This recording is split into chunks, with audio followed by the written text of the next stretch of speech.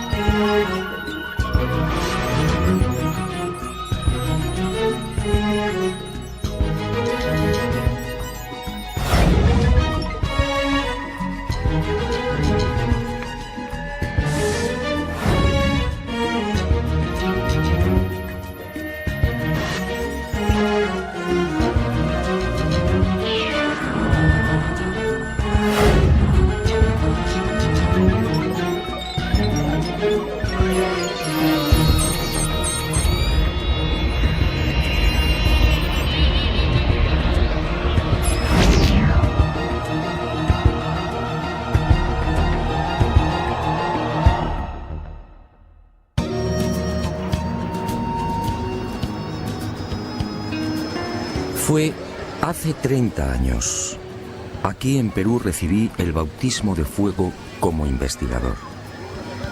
Aquí, en una ciudad de Lima mucho más apacible y familiar, me enfrenté por primera vez al gran enigma de los ovnis.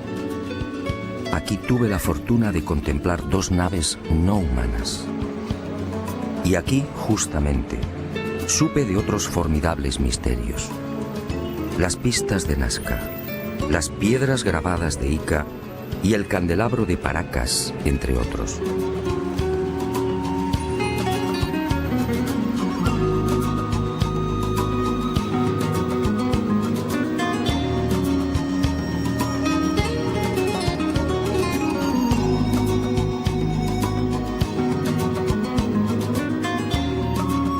Sí, es mucho lo que le debo al Perú.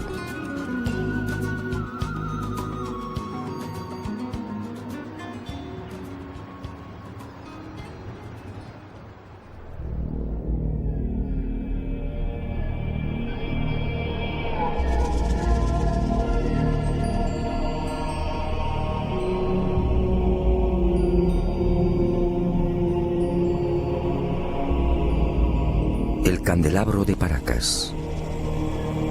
Hace 30 años nadie supo darme razón del porqué de este gran tridente. Hoy la situación es la misma. Nadie sabe. Sus medidas son espectaculares. Longitud máxima 183 metros. Anchura de los brazos 3.2 metros. Profundidad de los surcos entre 1 y 1.2 metros. Y en la base un rectángulo de 20 por 14 metros.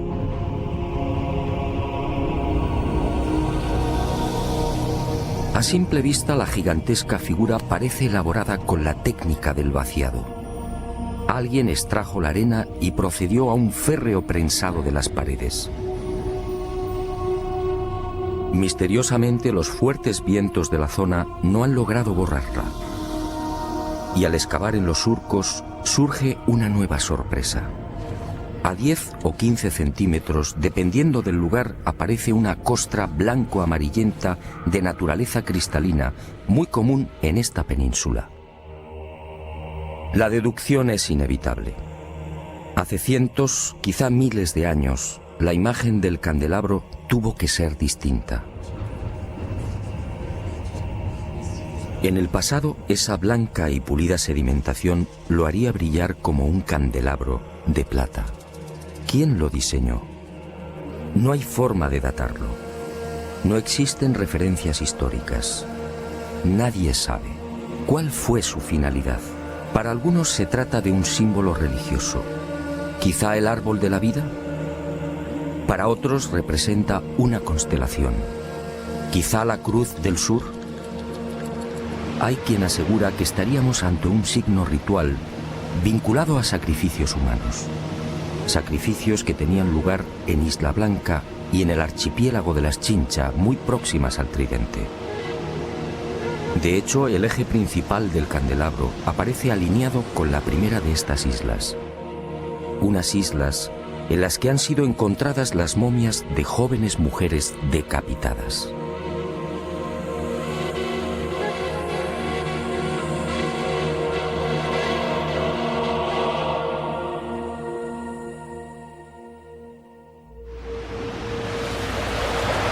Para la mayoría de los estudiosos del candelabro, estas explicaciones son dudosas.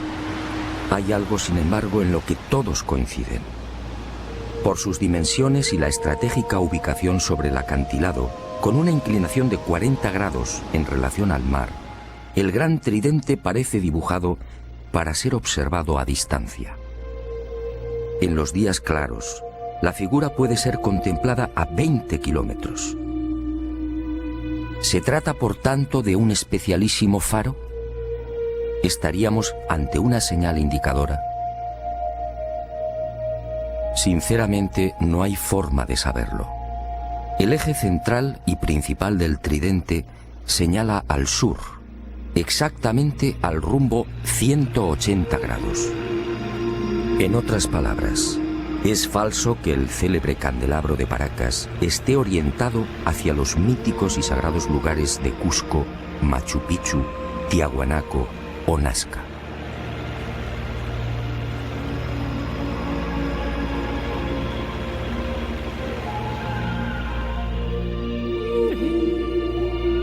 ¿Una señal indicadora? Es muy probable. Una señal para los navegantes y sobre todo para los que surcaban los cielos. Pero ¿quién tenía la capacidad de volar hace cientos o miles de años?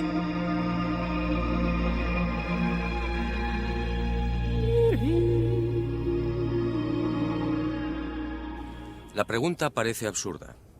¿Quién podía volar en la antigüedad? Para la ciencia está muy claro. Ningún ser humano tenía la capacidad del vuelo hace miles de años. Yo, en cambio, no estoy tan seguro. Sígame y le mostraré algo desconcertante.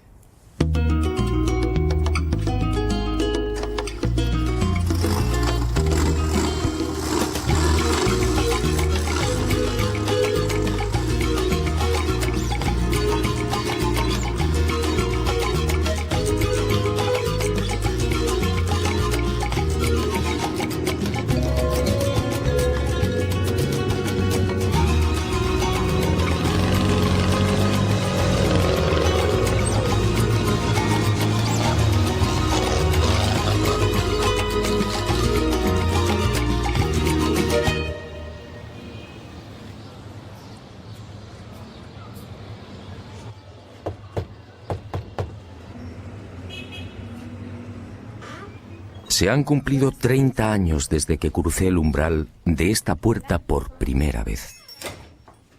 Fue entonces cuando conocí otro de los grandes enigmas del Perú. Otro misterio que sigue sin respuesta y que, en mi opinión, pudiera guardar relación con esa extraña pregunta.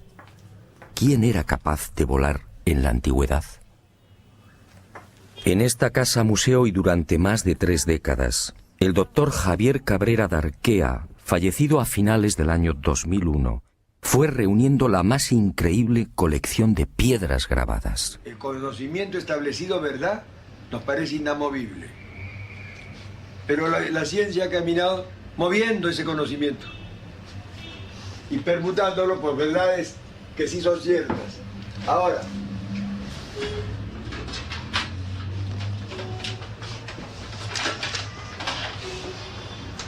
esos instrumentos que ha visto ahí. Ahí está. ¿Como de huesos, no? Hueso humano, tibia humana. 11.000 piedras de todos los tamaños, con unos altorrelieves asombrosos. Toda una biblioteca lítica desenterrada en el vecino desierto de Ocucaje. Todo un tesoro arqueológico que, al parecer, le fue suministrado por los indios. Pero el doctor Cabrera murió sin que la ciencia reconociera su gran labor. Es verdad, sí. Y este es el... Lo mismo que salía en Japón, salió acá en Paracas. Ah, sí, es verdad, sí. Los seres que llevaban como una... En las piedras aparecen unos hombres realmente singulares. Son representados con grandes cráneos y con manos de 4 dedos, siempre sin pulgares. ¿Quiénes son estos seres?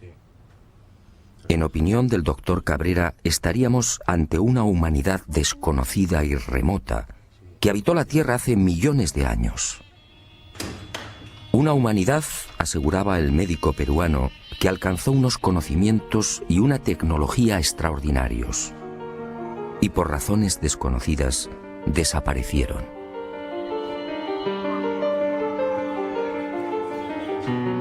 Pero antes de extinguirse, esta supuesta humanidad dejó un legado. Miles de piedras grabadas con escenas desconcertantes.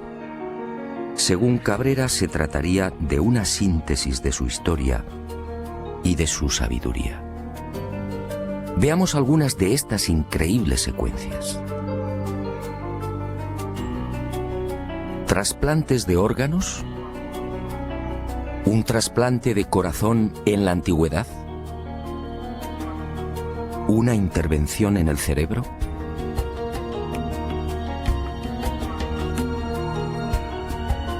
¿Transfusiones de sangre? ¿Cesáreas hace millones de años?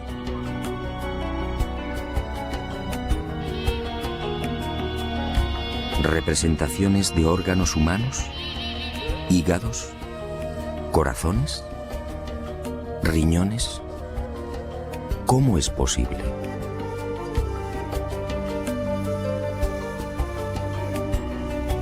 ¿Continentes hoy desaparecidos?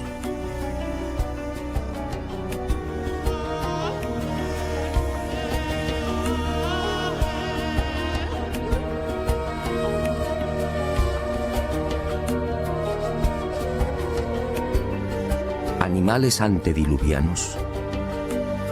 ¿Grandes dinosaurios? ¿Hombres conviviendo con dinosaurios? ¿Hombres aniquilando a estos temibles reptiles? ¿Cómo es posible si estos animales desaparecieron hace 65 millones de años?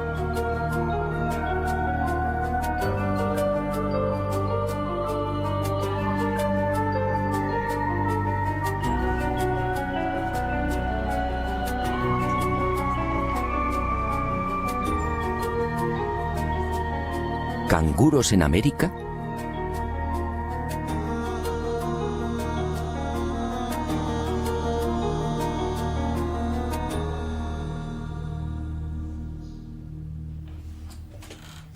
A lo largo de estos últimos 30 años, en las numerosas visitas a Ica y al desierto de Ocucaje, traté de descubrir el yacimiento del que supuestamente se extraían las piedras grabadas.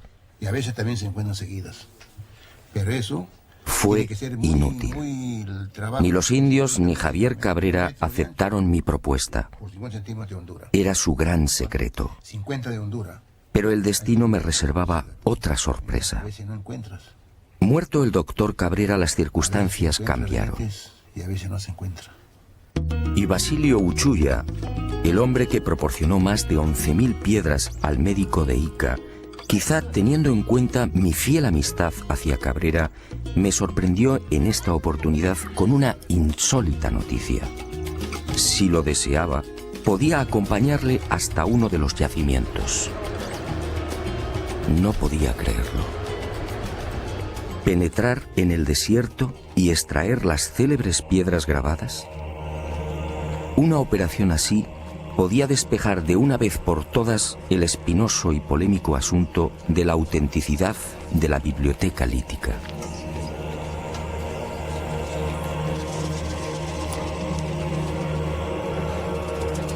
Eran las 08 horas de un caluroso miércoles 16 de enero del año 2002. Y nervioso, esperé.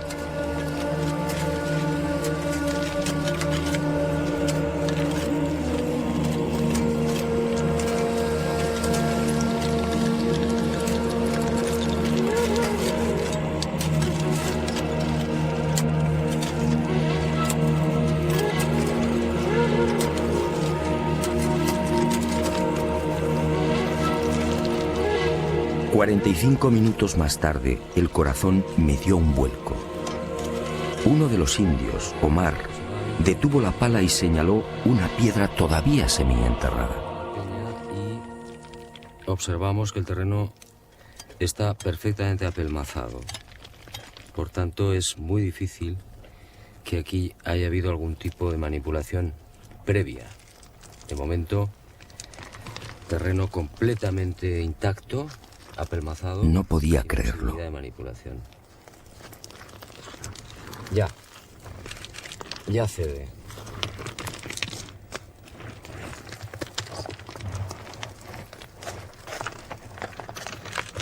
Es pesada, grande, de unos 30 centímetros y probablemente de unos 5 kilos de peso por lo menos.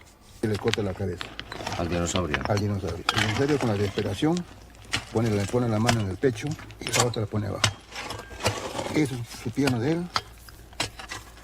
Su otra mano que el indio corre a matarlo. Su plumaje. Y a este primer hallazgo le siguieron otros. Los indios descubrieron nuevas piedras grabadas a razón de una cada 10 minutos. Es la tercera Todas piedra ellas, que en encontramos. apariencia, habían sido sepultadas mucho tiempo 40 antes. minutos. La ha encontrado Omar, ¿no? Sí. Omar. Sí. Y vamos a proceder a la extracción. Volvemos a insistir, terreno completamente apelmazado, que no se ha tocado evidentemente pues en muchísimo tiempo.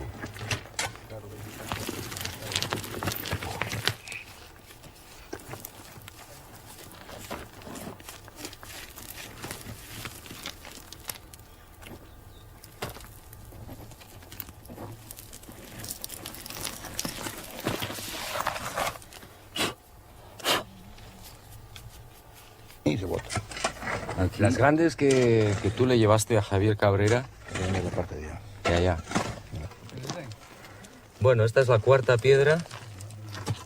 Son las 10 menos 5 de la mañana, fuerte calor, pero creo que está mereciendo la pena porque ante nuestra sorpresa aparece una más.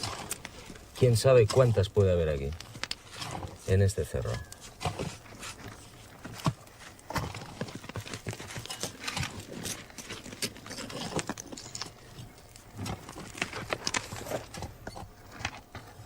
Hoy, 16 de enero del año 2002, a las 10 de la mañana, en pleno desierto de Ocucaje, Basilio Uchuya ha accedido a llevar por primera vez a un equipo de televisión hasta uno de los yacimientos de las célebres piedras grabadas de Ica.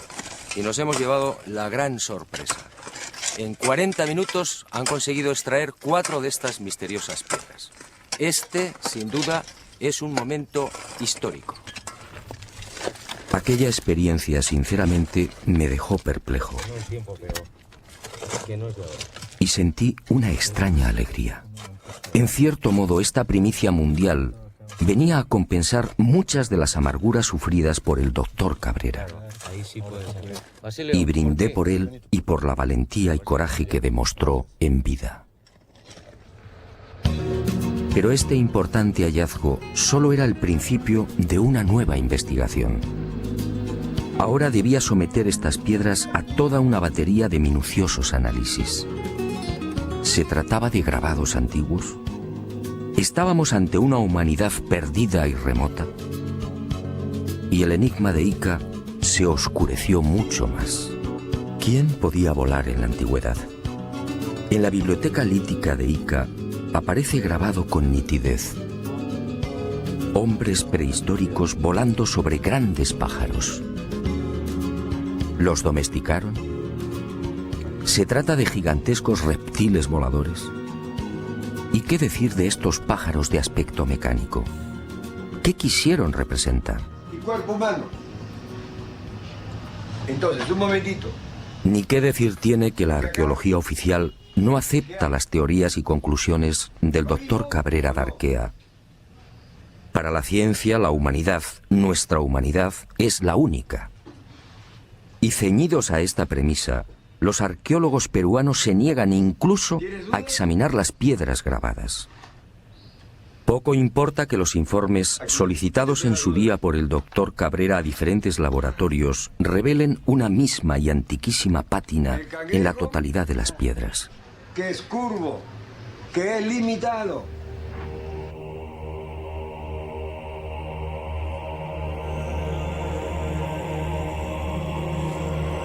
Como tampoco importa que algunas de estas piedras grabadas fueran halladas en el fondo de tumbas precolombinas. Este fue el caso del rector de la Universidad de Ingeniería de Lima, Santiago Agurto, quien en 1961 descubrió 4 de estas piedras en otras tantas tumbas al sur de Ica. Tumbas cuya antigüedad fue estimada en 2.300 años.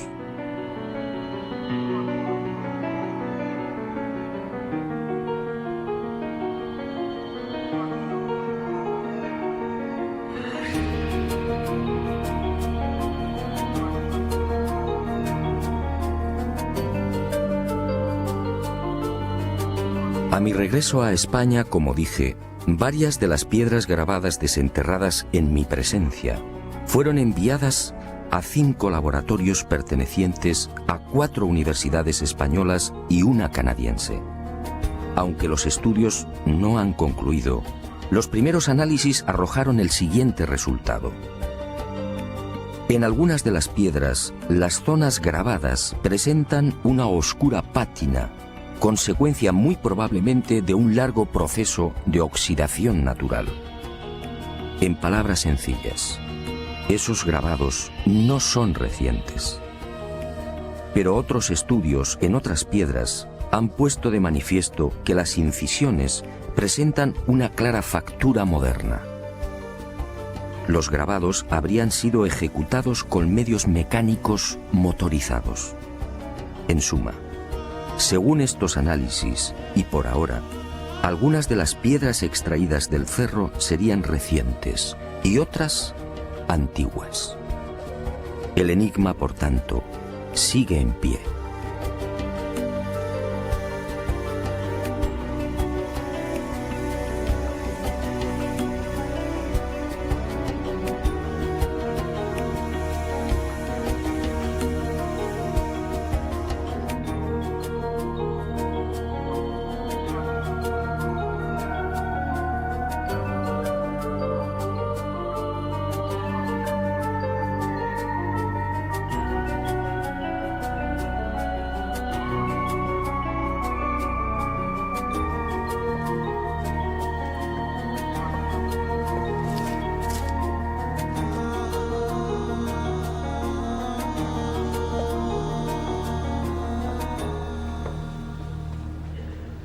Sea como fuere, lo cierto es que los antiguos peruanos parecían obsesionados con el hecho de volar.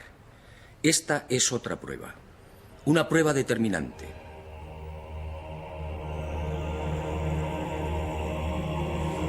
Guaco perteneciente a la cultura mochica, según los expertos fabricado hace 2000 años. Un hombre con alas. Unas alas claras y nítidas, sujetas al pecho con sendas correas. Para los arqueólogos se trataría de una especie de mensajero. Y me pregunto, ¿un mensajero con alas provistas del correspondiente arnés? ¿No es más lógico pensar en la representación de un hombre que podía volar? Más aún, si los antiguos peruanos obviamente no estaban capacitados para practicar el vuelo, ¿no serán estos guacos y pinturas el recuerdo de otros seres que sí podían hacerlo?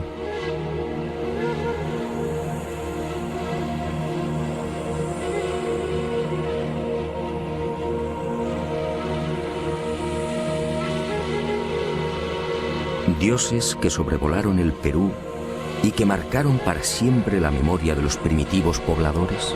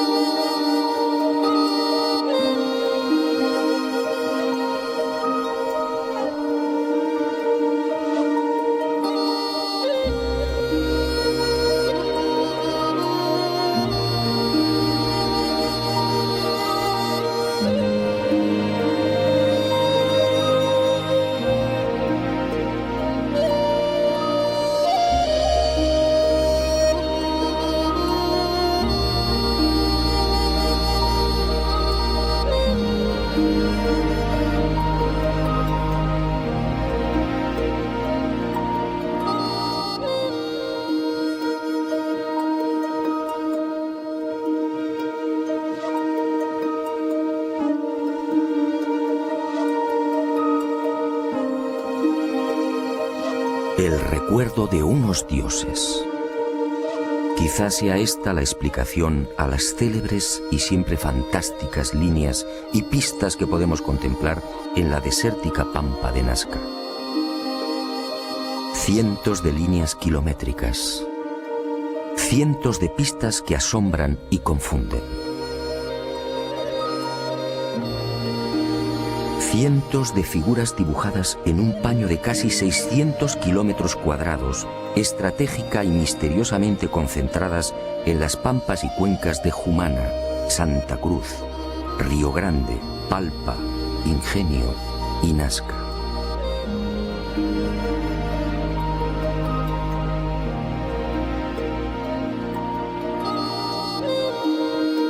Una formidable obra desarrollada quizá como homenaje, quién sabe si como reclamo, a esas criaturas que hace cientos o miles de años surcaron los cielos del Perú. Los hombres alados, dioses capaces de volar, seres superiores gobernando extrañas y luminosas máquinas, dioses que prometieron volver. Y los hombres ansiosos plasmaron sus deseos en la tierra, dibujando grandes figuras, unas figuras solo visibles desde el aire, unas figuras mitad oración, mitad grito.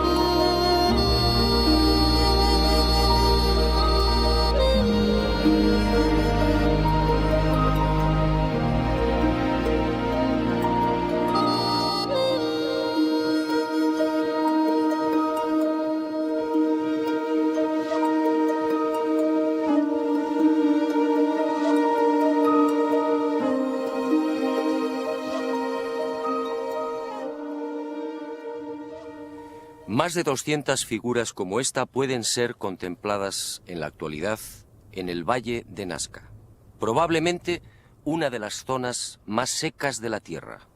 Aquí no llueve nunca, o casi nunca. La corriente de Humboldt en las costas del Pacífico, 3 grados por debajo de la temperatura del aire, es la responsable de esta extrema aridez. El índice de precipitaciones es realmente angustioso, apenas 1 centímetro cúbico al año. Y esas pocas gotas de agua se reparten en unos 30 minutos cada 2 años.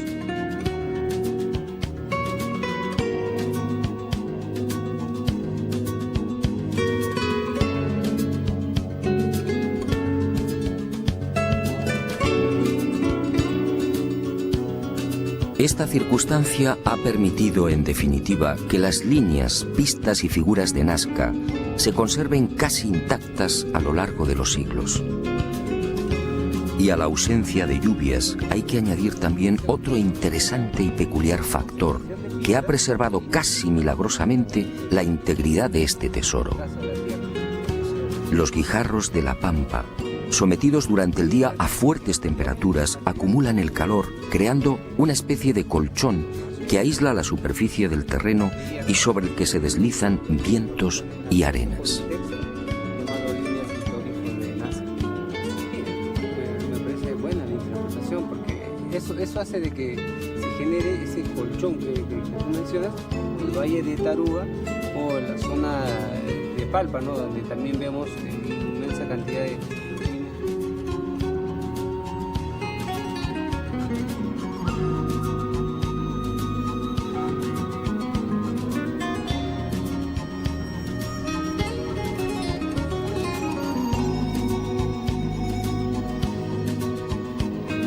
Amparados en estos dos importantes hechos, los creadores de las figuras hipistas solo tuvieron que proceder al barrido de la pampa para formar los dibujos.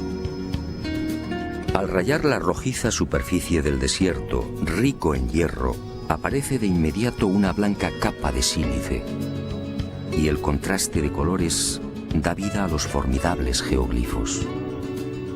Los últimos estudios de datación, en especial los llevados a cabo por Percy Clarkson y Harry Hurton de las universidades de Winnipeg, en Canadá, y Nueva York, respectivamente, fijan la antigüedad de estos geoglifos en unos 500 años antes de Cristo.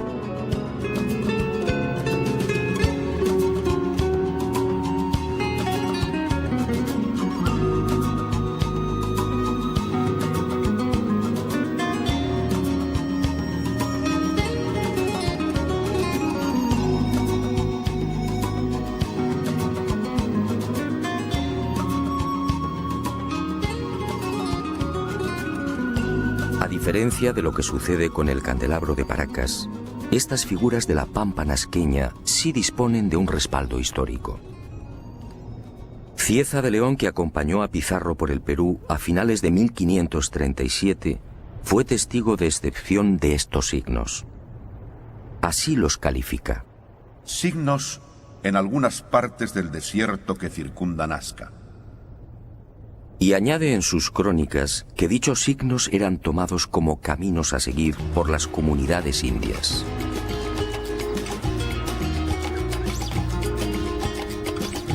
En esa misma época, otro español, el soldado Francisco Hernández, acampa durante una semana en Nazca y escribe en su diario: Los indios trazaban grandes líneas en el suelo.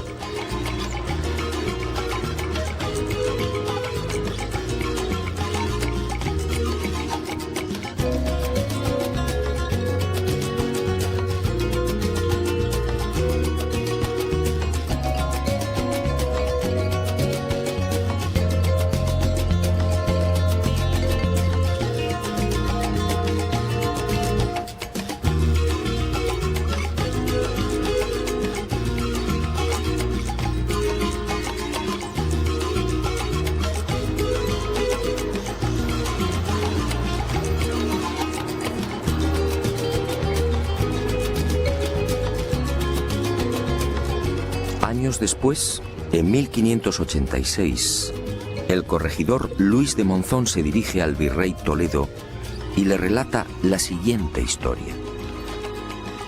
Antes que los españoles dominaran a los incas, en tiempos antiquísimos, un pequeño grupo de otro tipo de gente a la que llamaban los viracochas llegó a esta tierra.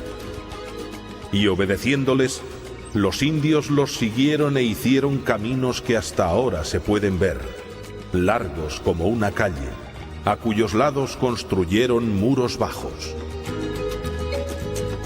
¿Los viracochas? ¿Quiénes eran? Cuando consulté a los indios, todos coincidieron. Señalaron al cielo y exclamaron: dioses, dioses que volaban, dioses que llegaron de Tiahuanaco y trajeron el arte y la agricultura, dioses que enseñaron cómo dibujar las líneas y figuras.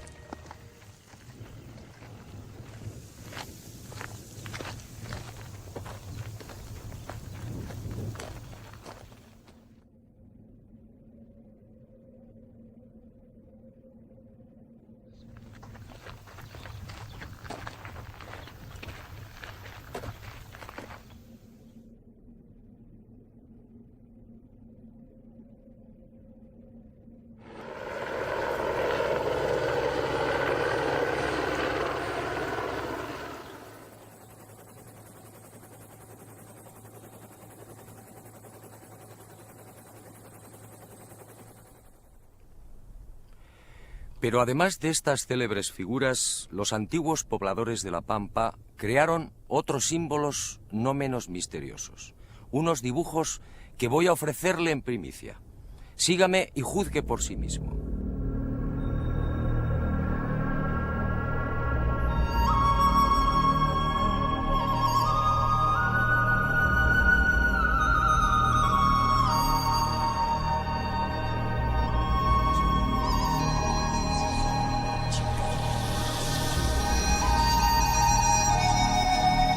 Al norte de la ciudad de Nazca, a poco más de 25 kilómetros, y entre los resecos arenales de Palpa, Ica y Ocucaje, este planeta encantado nos reserva otra sorpresa.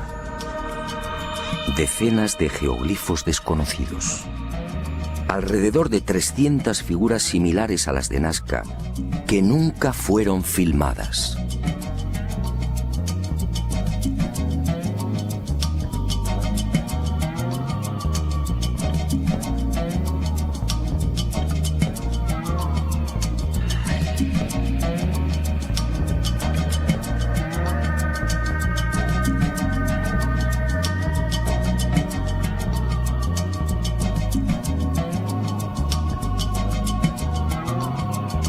La huella de la serpiente. Más de 10.000 orificios de 1 metro de profundidad y 90 centímetros de diámetro que trepan por laderas y cerros. Nadie sabe qué significan.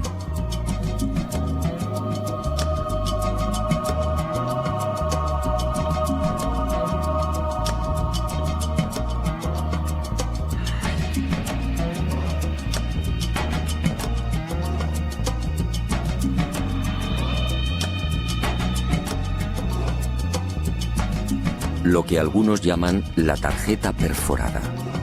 Otra enigmática sucesión de puntos en forma de aspa, excavados a lo largo de 15 columnas o líneas paralelas. ¿Se trata de un sistema de navegación aérea? Nadie lo sabe. El gigante de cabeza cuadrada. Otro ser enigmático coronado con plumas o antenas. Una figura antiquísima, probablemente de mayor antigüedad que las de Nazca, que levanta los brazos mostrando unos objetos igualmente desconocidos. Y en las laderas de los cerros próximos, nuevos gigantes. Seres que parecen saludar a quienes se acercan por el aire. Y en Pozo Santo y en el cerro de Cabeza Larga, más señales. Figuras geométricas incomprensibles, individuos gigantescos con enormes cascos, felinos, aves desconocidas para la ciencia. Todo un misterio, un irritante misterio.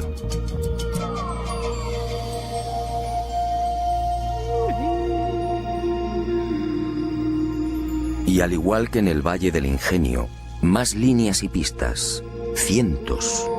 Pistas de hasta 14 kilómetros.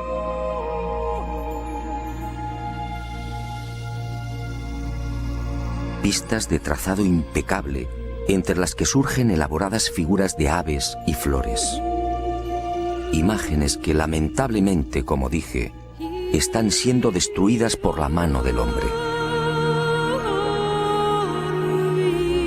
Y en el calcinado arenal de Ica, otro desafío.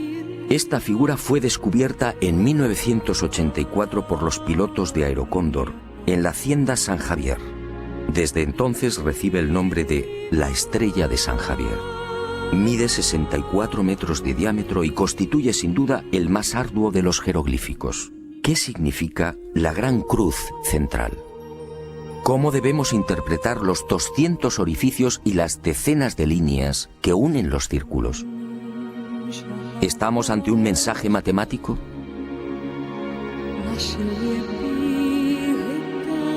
El repaso a esa otra Nazca, la Nazca olvidada, sería interminable.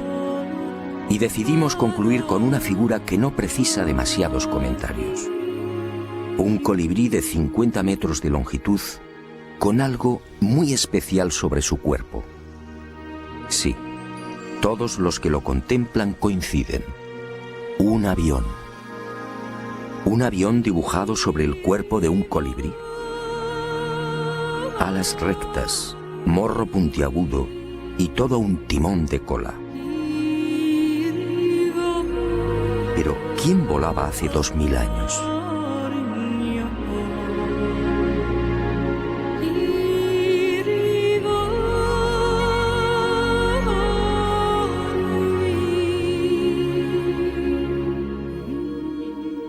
El enigma de Nazca ha cumplido 75 años. En 1927, el antropólogo Toribio Mejía era el primero en enfrentarse a este gigantesco y misterioso tablero.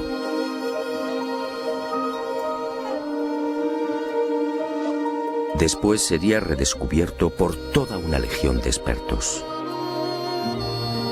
Para Kosok, por ejemplo, estas figuras eran la representación de las trayectorias del Sol, de la Luna y de los planetas. En otras palabras, el mayor libro de astronomía del mundo.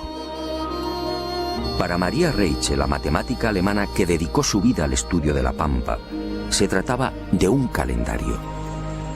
Un formidable calendario en el que las figuras reproducían constelaciones y las líneas marcaban solsticios y equinoccios.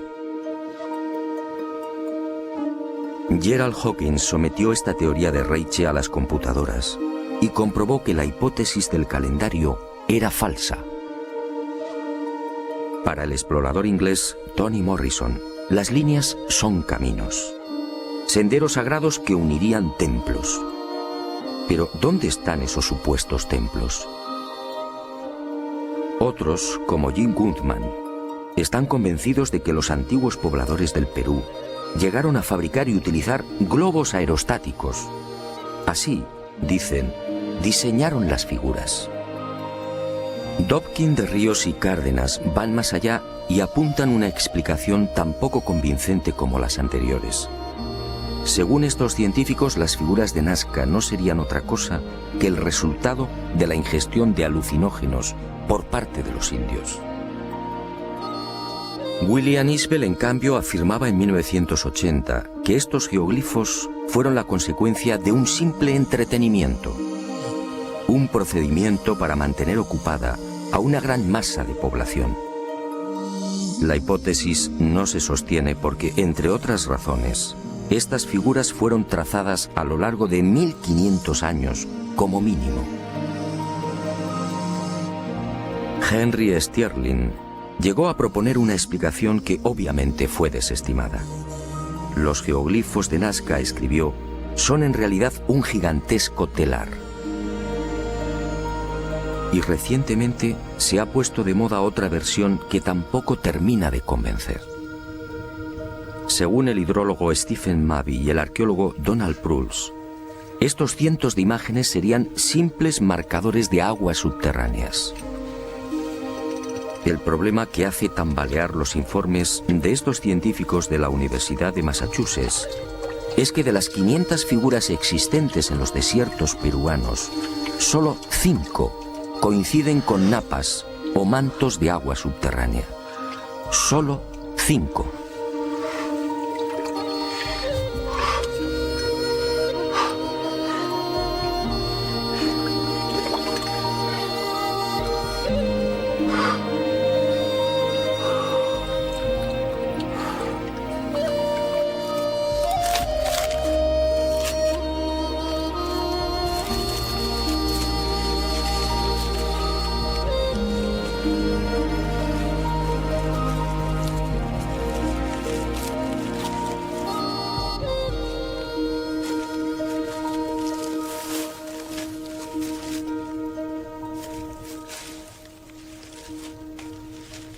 Es evidente que ninguno de estos investigadores y científicos se interesó jamás por la opinión de los indígenas.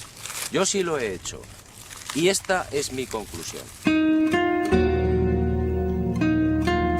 La tradición peruana dice: hace mucho tiempo, sobre esta pampa descendieron unos seres que podían volar.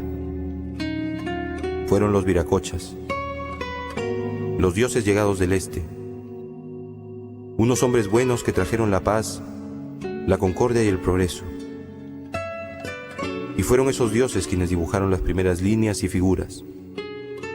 Después, nosotros, los hijos de los viracochas, seguimos su ejemplo y aprendimos a dibujar en la arena. Ellos lo verán algún día y regresarán, y regresarán, y regresarán, y regresarán, y regresarán, y regresarán, y regresarán, y regresarán, y regresarán.